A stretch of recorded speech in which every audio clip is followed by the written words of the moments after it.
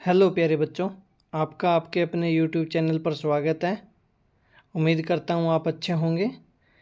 आज हम class 7th का नेक्स्ट चैप्टर करेंगे। जैसा कि हम 4th चैप्टर तक कार्य पुस्तिका कर चुके थे, आज हम उसी कड़ी में अगला चैप्टर करेंगे जिसका नाम है अम्ल, सारक एवं लवण। तो चलिए बच्चों शुरू करते हैं।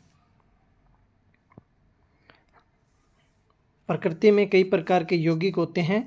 उनके गुणों को समझने के लिए हम उनको वर्गीकृत करते हैं। इन्हीं में से वर्गीकरण का एक आधार है अम्ल, सार और लवण। अम्ल, सार और लवण में सामान्यतः जिन गुणों के आधार पर अंतर किया जाता है उसमें सबसे पहला स्वाद होता है। तो इसी के आधार पर आपका पहला क्वेश्चन आता है कि किन्हीं 5 फलों के नाम लिखो जिनका स्वाद खट्टा होता है। और आप जानते हैं खट्टे फल अम्लीय होते हैं, तो आप लिखेंगे संतरा, नींबू, अंगूर, आंवला, या इनके अलावा जो भी आप जानते हैं वो भी लिख सकते हैं। फलों का स्वाद खट्टा इनमें उपस्थित कार्बनिक अम्लों के कारण होता है। कार्बनिक अम्ल दुर्बल अम्ल होते हैं जिन्हें चखा जा सकता है, लेकिन अकार्बनिक अम्ल प्रबल अम्ल होते हैं और इन्हें चखना हानिकारक हो सकता है। जो केमिकल या जो एसिड, जो अम्ल हम लैब में यूज करते हैं, जिनका नाम आपने सुना होगा, सल्फ्यूरिक अम्ल है, हाइड्रोक्लोरिक अम्ल है, इनको हम प्रबल अम्ल कहते हैं और इनको चखना हानिकारक हो सकता है। इसीलिए इन्हें हमें चखना नहीं चाहिए, बल्कि अगर इन्हें हम चेक करेंगे अम्ल है या सारक है तो हम लिटमस पेपर का यूज़ करेंगे। ठीक है। इसके बाद बढ़ते हैं हम गतिविधि 1 पर। देखो बच्चों, गतिविधि 1 क्या कहती है। हल्दी के घोल में सोखता छन्ना कागज को रंग लो। आपने कागज लेना है, उसे हल्दी के घोल में रंग लेना है। अब एक कटोरी में साबुन का घोल बनाओ। हल्दी लगे कागज पर रुई की सहायता से साबुन के घोल को लगाओ। आपने ये एक्सपेरिमेंट क्लास में किया है, तो आप अभी इसका उत्तर बताएंगे। ए भाग का, कागज के रंग में क्या परिवर्तन होता है।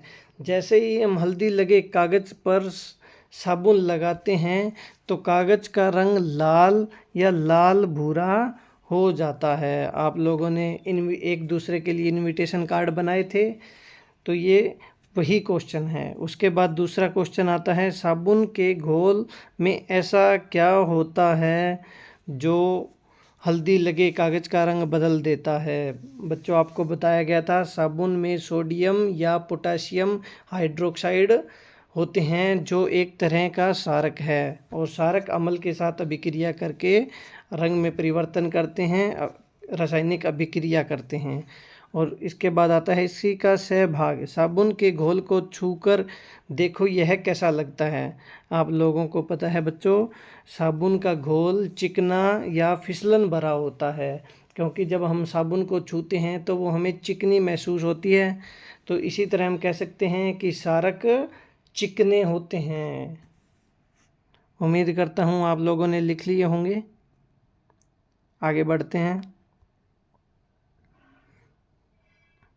इसके बाद आता है अधिकांश सार स्वाद में कड़वे होते हैं और उन्हें चखकर देखना हानिकारक हो सकता है।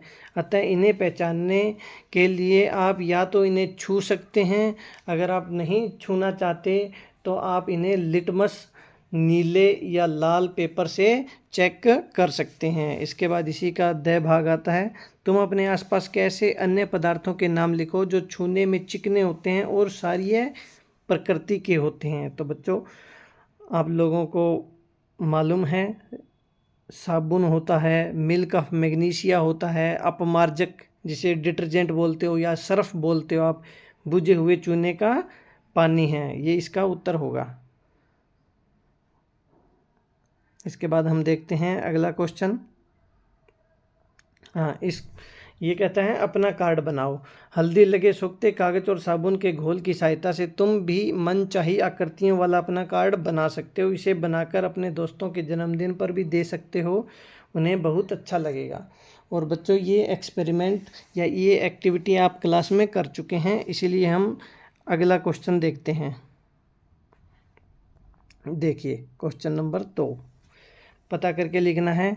किन्हीं 4 ऐसे पदार्थों के नाम लिखो जो लवण हो और घरेलू उपयोग में लिए जाते हों।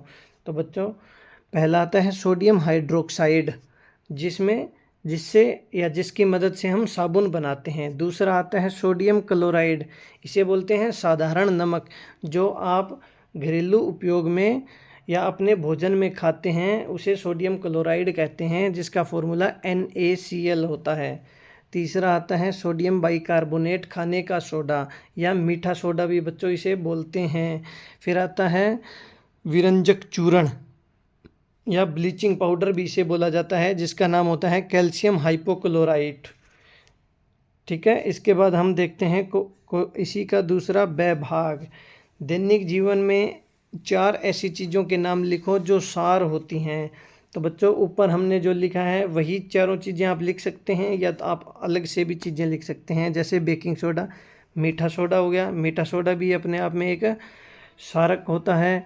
टूथपेस्ट जो आप डेली करते हैं वो भी एक सार है। साबुन, आपको इतनी बार बता दिया, साबुन भी सार होता है। और एंटासिड, अगर आपको अपच हो जाती है या आपको एसिडिटी की दिक्कत समस्या आती है तो आप उस समय भी एंटासिड लेते हैं, जिसमें मुख्य घटक मैग्नीशियम हाइड्रोक्साइड होता है। तो आप ये भी लिख सकते हैं। इसके बाद हम आगे बढ़ते हैं बच्चों अगले पार्ट पे, सहभाग। हम अपने घरों में अम्लों का प्रयोग किन किन कार्यों में करते हैं, कोई भी 5 उदाहरण लिखने हैं। यह बहुत ही आसान क्वेश्चन है बच्चों। आप बहुत सी चीज़ों में अमल का यूज करते हो, जैसे भोजन को संरक्षित करने के लिए आप सिरके का प्रयोग करते हैं। दही और पनीर बनाने के लिए आप लैक्टिक अम्ल का प्रयोग करते हैं। आप दवाओं के रूप में अम्ल का प्रयोग करते हैं। सफाई के लिए भी आप अम्ल का प्रयोग करते हैं। जो आपका टॉयलेट क्लीनर होता है, अगर उस पर आप देखेंगे तो उस पर लिखा होगा हाइड्रोक्लोरिक अम्ल। आप उर्वरक के लिए भी, जो खेत में आप फर्टिलाइजर्स डालते हैं उनके लिए भी आप अम्लों का प्रयोग करते हैं। ठीक है बच्चों, आगे बढ़ते हैं। अभी आती हैं गतिविधि 2। अभी ये आपको समझ कर करनी है। निम्न गतिविधियों को करो और प्राप्त अवलोकनों को लिखना है। सामग्री चाहिए आपको खाने का सोडा, चुटकी भर मार्बल का टुकड़ा या चाक पाउडर, नींबू चाहिए, 1 कटोरी चाहिए। तो इसमें पहली गतिविधि ये कहता है 1 कटोरी में चुटकी भर खाने का सोडा लो, उस पर कुछ बूंदे नींबू के रस के डालो, देखो क्या होता है और लिखो। आपने थोड़ा सा खाने का सोडा लेना है और उसके ऊपर नींबू की बूंदे डालोगे। मैं बच्चों आपको बता दूं, यहाँ खाने का जो सोडा है वो अपने आप में एक सारक है, और नींबू जो हमने लिया है, आपको पता है नींबू खट्टा होता है और खट्टे फल हमेशा अम्लीय होते हैं। तो आपने एक लिया है सारक, एक लिया है अम्ल। तो आपको पता है कौन सी अभिक्रिया होती है। खाने का सोडा और नींबू के रस को मिलाने पर अम्ल सार की अभिक्रिया होती है और कार्बन डाइऑक्साइड गैस बनती है। ये हमने करके भी देखा हुआ है। इसके बाद हम देखते हैं अगली गतिविधि, जो कुछ इस प्रकार है। मार्बल के टुकड़े और चाक पर नींबू के रस की कुछ बूंदे डालो, क्या होता है लिखें। अभी आपने खाने के सोडे की जगह मार्बल के कुछ टुकड़े लेने हैं और अम्ल के रूप में आपने अभी भी नींबू ही लिया है। तो इसमें आप देखेंगे मार्बल और नींबू के बीच एक रासायनिक प्रतिक्रिया होती है, अभिक्रिया होती है, और यहाँ भी कार्बन डाइऑक्साइड गैस बनती है। आप ये भी लिखेंगे। उम्मीद करता हूँ बच्चों आपने लिख लिया होगा, और आगे बढ़ते हैं। अभी बच्चों गतिविधि तीसरी आ गई, और इसके अंदर भी आपको अलग अलग इंडिकेटर या सूचक बनाने हैं, और उन सूचकों से आपको अलग अलग गतिविधियां करनी हैं। जैसे इसमें दिखाया गया है, फूलों से लिटमस बनाना है, फूलों से सूचक बनाना है आपने।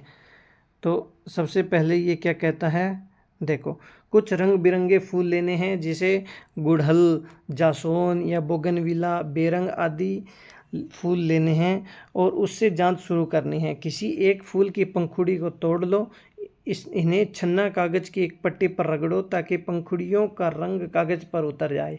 मतलब जो पंखुड़ियों के अंदर रस है, जो पानी है, वो आपके कागज़ के ऊपर आ जाए। इस रंगीन कागज़ की पट्टी से अब आपको प्रयोग करने हैं। जैसे हल्दी के कागज़ के साथ की थी, ठीक वैसे ही अब आपने हल्दी की जगह फूल के रस से बना कागज़ लिया है, उससे आप गतिविधि करेंगे। तो इसमें पहली गतिविधि ये कहता है ए, बहुत सारी चीज़ें गुड़हल कागज़ पर रंग बदलती हैं।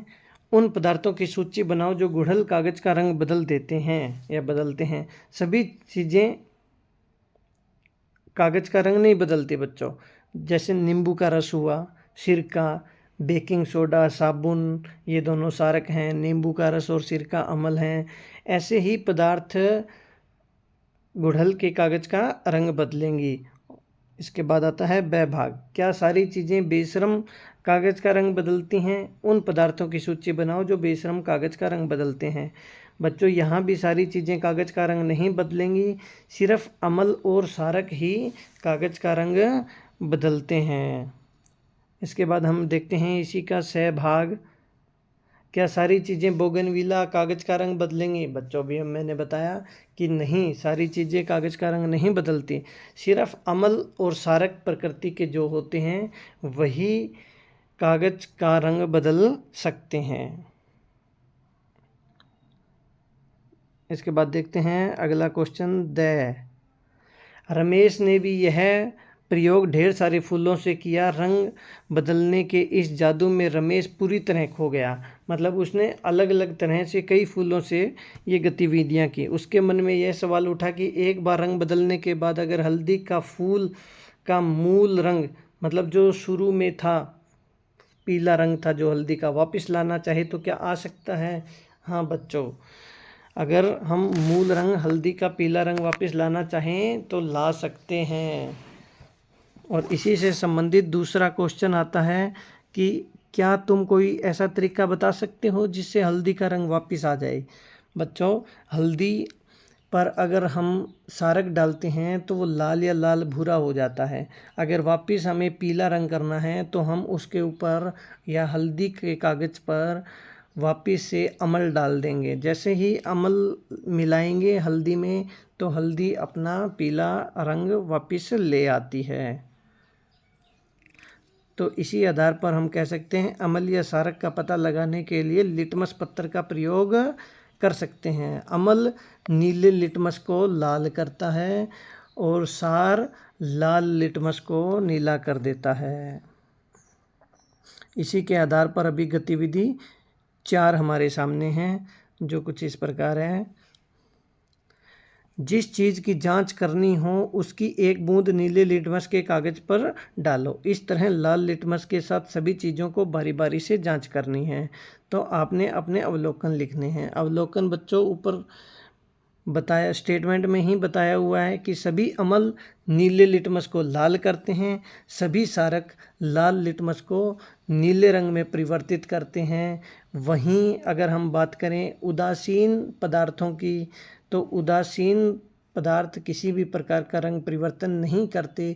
नीला लिटमस नीला रहता है, लाल लिटमस लाल ही रहता है। और इसके बाद आपको एक अलग गतिविधि दी है। अब तुम 3 समूह बना सकते हो। एक समूह उन चीज़ों का होगा जो नीले लिटमस को लाल कर देती हैं, ये सभी चीज़ें आपको पता है अम्लीय होती हैं। दूसरी समूह उन चीज़ों का होगा जो लाल लिटमस को नीला करती हैं, ये सभी क्षारीय होती हैं। कुछ चीज़ें ऐसी भी होंगी जिनका किसी लिटमस पर कोई असर नहीं होता, यानी लाल लिटमस लाल ही रहता है और नीला लिटमस नीला। जैसे मैंने आपको बताया, इन तरह की चीज़ों को या इन तरह की पदार्थों को हम उदासीन पदार्थ कहते हैं। और उक्त जानकारी का प्रयोग करते हुए आपको आगे एक सारणी दी गई है जिसमें जो वस्तुएं हैं उनको लाल और लिटमस की सहायता से आपको अम्ल, सारक और लवण में वर्गीकृत करना है। अभी देखते हैं। ये रही बच्चों आपकी सारणी, जिसको प्रश्न नंबर 3 दिया गया है। तो आप देखेंगे आपको पहले क्रम संख्या है, फिर विलयन है, फिर लाल लिटमस से क्या असर होगा, नीला लिटमस से क्या होगा, अम्लीय होगा, क्षारीय होगा या उदासीन होगा। तो सबसे पहला आता है खाने का सोडा। तो आपको पता है लाल लिटमस को नीला करेगा तो वो बेस हो जाता है, वो क्षारक हो जाता है। नींबू का रस लाल लिटमस नहीं बदलेगा क्योंकि नींबू का रस अम्ल है और अम्ल लाल लिटमस को लाल ही रहने देता है, नीले को लाल कर देगा और उसकी प्रकृति एसिड होगी, अम्लीय होगी और क्षारीय नहीं है, उदासीन नहीं है। तो इस प्रकार आप ये पूरी सारणी अपनी कार्यपुस्तिका में पूरी कर लेंगे। इसके बाद हम देखते हैं अगला क्वेश्चन नंबर 4। देखो बच्चों, इसमें भी आपको एक सारणी दी गई है। निम्न पदार्थों में से अम्लीय, क्षारीय और उदासीन को आपने अलग अलग करना है, जैसे नींबू, दही, कपड़े धोने का सोडा, नमक, साबुन, चूने का पानी, फिटकड़ी, खाने का सोडा, इमली, नारंगी पानी आदि दिए हुए हैं। तो आपको ये सब बांटने हैं। तो आप बांटेंगे जो पदार्थ खट्टे हैं और या वो पदार्थ जो नीले लिटमस को लाल कर देते हैं, अम्लीय होते हैं, नींबू, दही, इमली और नारंगी। फिर क्षारीय आता है जो चिकने होते हैं और जो लाल लिटमस को नीला करते हैं, खाने का सोडा, कपड़ा धोने का सोडा, साबुन का घोल और चूने का पानी। और इसी के साथ आपको उदासीन भी दिया हुआ है।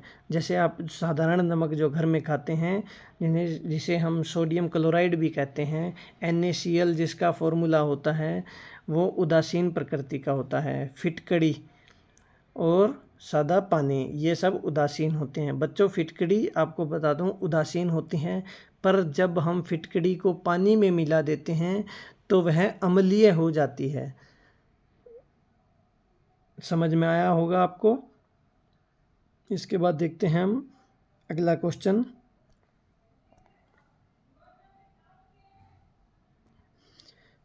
नंबर 5। पदार्थों को उनमें पाए जाने वाले अम्लों के साथ उचित मिलान करना है। बच्चों, ये आपको बहुत बार करवा चुके हैं हम, आपको समझ में भी आ गया होगा, आपको याद भी होगा, पर अभी आप मिलान कर लें। जैसे संतरा या नींबू में सिट्रिक अम्ल होता है। फिर आता है सेब में मैलिक अम्ल होता है। चींटी और मधुमक्खी के डंक में फॉर्मिक अम्ल होता है। दही में लैक्टिक अम्ल होता है। इमली में टार्टरिक अम्ल होता है। टमाटर में ऑक्जेलिक अम्ल होता है। और सिरका जिसमें एसिटिक अम्ल होता है। बच्चों, सिरके में जो एसिटिक अम्ल होता है वो 4% तक होता है, आपको बताया हुआ है। ये NMMS के बच्चे जो तैयारी कर रहे हैं उनके लिए बहुत इंपॉर्टेंट क्वेश्चन है। इसके बाद हम देखते हैं क्वेश्चन नंबर 6, जो कुछ इस प्रकार है। भाग इसी का, डॉक्टर के पास जाकर पता करो कि हमें एसिडिटी की शिकायत क्यों होती है। बच्चों, हमारे आमाशय में जब ज़रूरत से ज़्यादा HCl अम्ल बनता है तो हमें एसिडिटी होती है। और इसका दूसरा कारण ये हो सकता है, हम जब ज़रूरत से ज़्यादा अम्लीय पदार्थों का सेवन कर लें, इससे भी हमें एसिडिटी हो सकती है। फिर आता है इसे दूर करने के लिए हमें किस तरह की दवा लेनी चाहिए। एसिडिटी को दूर करने के लिए हम प्रति अम्ल या एंटासिड लेते हैं, जिसमें आपको इनो का नाम आपने सुना होगा और जिसमें मुख्यतः मैग्नीशियम हाइड्रोक्साइड घटक होता है। बच्चों, अभी हम करेंगे क्वेश्चन नंबर 7 भाग। किसी किसान से पूछो कि यदि उसके खेत की मिट्टी में अम्लीयता या क्षारीयता की मात्रा बढ़ जाती है तो फसल पर क्या प्रभाव पड़ता है। बच्चों, मिट्टी में जब अम्लीयता और क्षारीयता की मात्रा बढ़ जाती है तो फसल नष्ट हो जाती है या फिर फसल का उत्पादन कम हो जाता है। इसके बाद देखते हैं क्वेश्चन मिट्टी की अम्लीयता और क्षारीयता को दूर करने के लिए क्या करता है, एक किसान क्या करता है। बच्चों, अम्लीयता मिट्टी का उपचार चूना मिलाकर किया जाता है। जब मिट्टी हमारी अम्लीय हो जाती है तो उसमें हम चूना मिलाते हैं, और जब मिट्टी क्षारीय हो जाती है तो उसके उपचार के लिए हम या तो सल्फर मिलाते हैं या कार्बनिक पदार्थ मिलाते हैं, मतलब हम गोबर की खाद मिलाते हैं, कार्बनिक खाद मिलाते हैं। इसके बाद हम देखते हैं क्वेश्चन नंबर 8। देखो बच्चों, इस प्रकार है।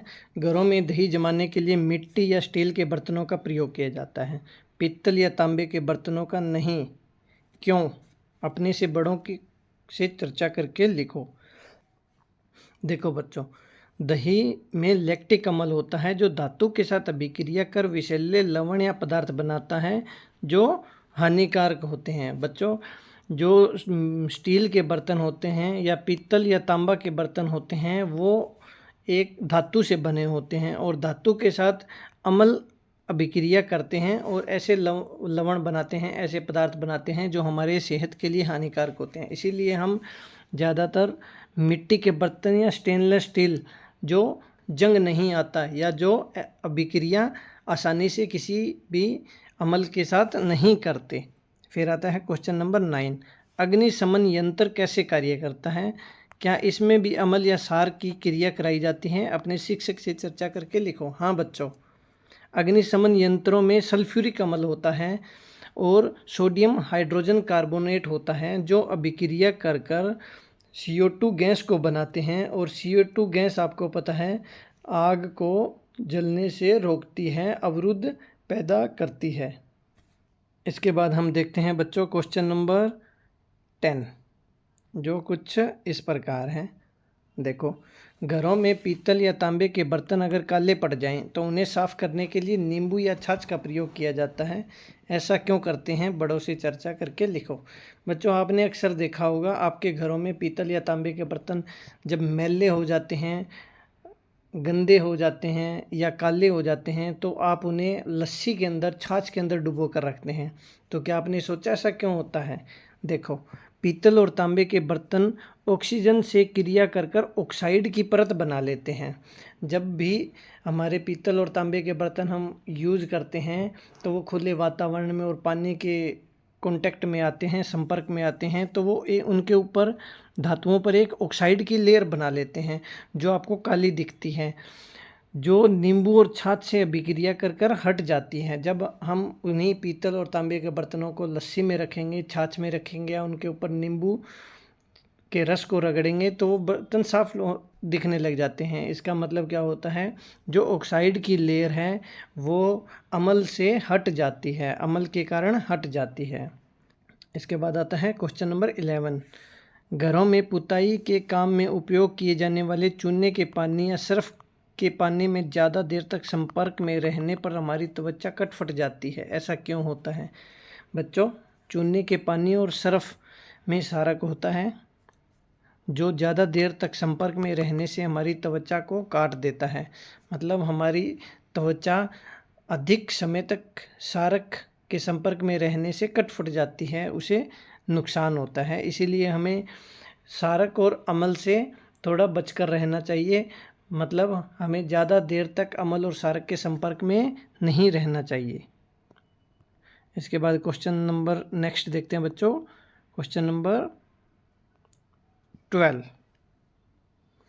एक पदार्थ जिसके बारे में मालूम नहीं था कि वह अम्लीय है, क्षारीय है या उदासीन है कि 2-3 बूंदें लाल लिटमस पर लगाई गई तो कोई असर नहीं हुआ। इसे देखकर अजय ने कहा कि यह जरूर उदासीन है, मगर रेहाना का कहना था कि यह तो अम्लीय भी हो सकता है। जरा बताओ कैसे पता लगे कि पदार्थ अम्लीय है या उदासीन? देखो बच्चों, अजय का कहना है कि यह पदार्थ उदासीन है क्योंकि उसने लाल लिटमस पर कोई भी असर नहीं हुआ, कोई भी रंग परिवर्तन नहीं हुआ। मगर रेहाना कहती है कि यह अम्लीय भी तो हो सकता है। बात अब दोनों की सही है। तो हम देखेंगे पदार्थ की कुछ बूंदें नीले लिटमस पर भी डालकर देखेंगे। यदि नीला लिटमस लाल हो जाता है तो हम कहेंगे कि पदार्थ अम्लीय है। अगर नीले लिटमस पर भी कोई प्रभाव नहीं पड़ता है तो अजय की बात बिल्कुल सही होगी कि पदार्थ उदासीन है। तो हमें इसके लिए एक लिटमस पेपर की और ज़रूरत पड़ती है जो होगा नीला। अभी देखते हैं बच्चों क्वेश्चन नंबर 13 जो कुछ इस प्रकार हैं। देखो, तुम्हें 3 घोल दिए गए हैं, एक अम्ल है, एक क्षार है और एक उदासीन है, साथ में नीला लिटमस कागज़ दिया है। तुम कैसे पता लगाओ कि कौन सा घोल कैसा है? समझकर लिखें। बच्चों, अगर घोल हमारा अम्लीय है तो वो नीले लिटमस को लाल कर देगा, तो नीला लिटमस पेपर हमारा लाल हो जाएगा। अगर वो क्षारीय है तो नीला लिटमस नीला ही रहेगा। अगर उदासीन है तो भी नीला लिटमस नीला ही रहेगा। अब हम कैसे पता लगाएं कि पदार्थ हमारा क्षारीय है या उदासीन है? जो 2 बच गए, उसके लिए हमें एक लाल लिटमस की ज़रूरत और पड़ती है, जो हमारे पास नहीं है। इसीलिए हम अम्ल को तो पहचान लेंगे और क्षारीय और उदासीन को हम नहीं पहचान पाएंगे। इसके बाद आता है क्वेश्चन नंबर 14। देखो बच्चों, एक घोल का हल्दी कागज पर कोई असर नहीं होता है, इसके आधार पर बताओ कि नीचे के वाक्यों में कौन सा सही है। बच्चों, आपको पता है हल्दी पर जब हम अम्ल डालते हैं तो उसका रंग पीला ही रहता है, उसके रंग में कोई परिवर्तन नहीं होता। तो इसका पहला ही क भाग या क ऑप्शन हमारा सही हो जाएगा, वह घोल अम्लीय है। इसके बाद ये कहता है, क्या तुम अनुमान से बता सकते हो कि लाल लिटमस पर इस घोल का क्या असर होगा? बच्चों, आपको पता है अम्ल लाल लिटमस को लाल ही रहने देता है, उसमें भी किसी प्रकार का असर नहीं होता, किसी प्रकार का बदलाव नहीं आता। इसके बाद क्वेश्चन नंबर आता है हमारा 15। देखो बच्चों, अम्लीय वर्षा के कारणों का पता लगाइए तथा इसके हानिकारक प्रभावों को लिखें। बच्चों, आपको बताया गया है, आपने अपनी पाठ्यपुस्तक में पढ़ा भी होगा कि अम्लीय वर्षा किसे कहते हैं। अम्लीय वर्षा के मुख्य घटक सल्फर डाइऑक्साइड और नाइट्रोजन ऑक्साइड होते हैं, जो वर्षा के साथ मिलकर अम्लीय बनाते हैं, जो वर्षा के पानी के साथ मिलकर उस पानी को अम्लीय बना देते हैं। तो मुख्य घटक हुए सल्फर डाइऑक्साइड और नाइट्रोजन ऑक्साइड। अम्लीय वर्षा का पीएच मान बच्चों 5.6 होता है या 5.6 से कम होता है, तभी हम उस वर्षा को अम्लीय वर्षा कहते हैं। और इसके प्रभाव क्या हैं, इसके हानिकारक प्रभाव क्या हैं?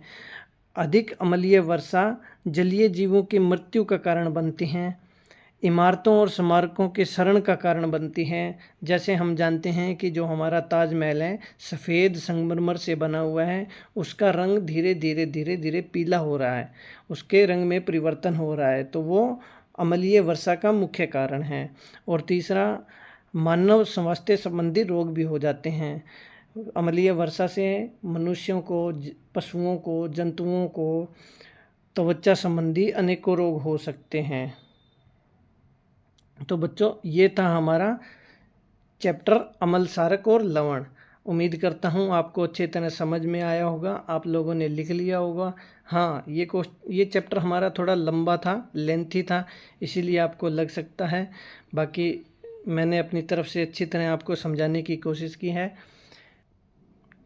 इसी तरह के वीडियो देखने के लिए बने रहें आपके अपने YouTube चैनल पर। मिलते हैं अगली वीडियो में। धन्यवाद।